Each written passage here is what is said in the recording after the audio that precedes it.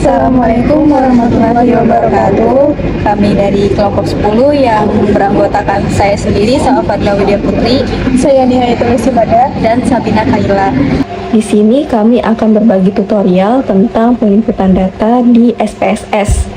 Nah, SPSS kependekan dari Statistical Package for the Social Change yang digunakan untuk pengelolaan, penginputan, dan menganalisis data, yang memiliki kemampuan analisis statistik, serta sistem manajemen data dengan lingkungan grafis. Namun, proses penginputan data dan pengelolaan data di data view tidak dapat dilakukan secara langsung. Kenapa? Karena harus terlebih dahulu mendeskripsikan di variabelnya di variabel view. Nah, variabel view itu ada 11 kolom, di mana setiap barisnya memiliki satu variabel.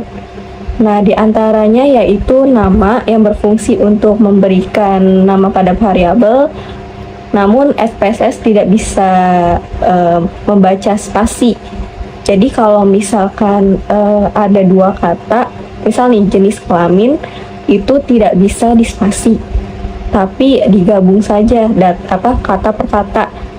Kalian bisa setiap kata di paling awalnya pakai capital, misalkan jenis kelamin J-nya huruf besar, nanti K-nya huruf besar, atau kalian bisa juga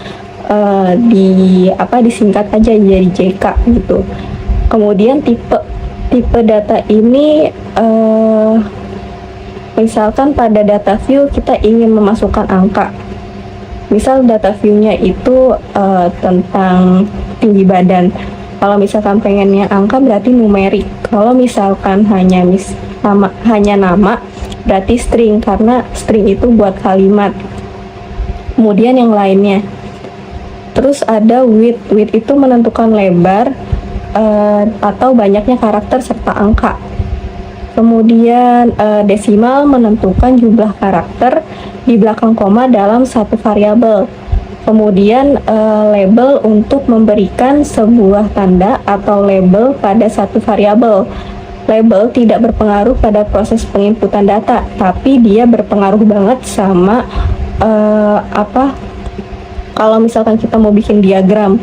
Kenapa? Nanti di dalam diagram itu sendiri, si labelnya itu ada tulisannya, yang kita tulis di label itu tulisannya muncul di diagram seperti itu.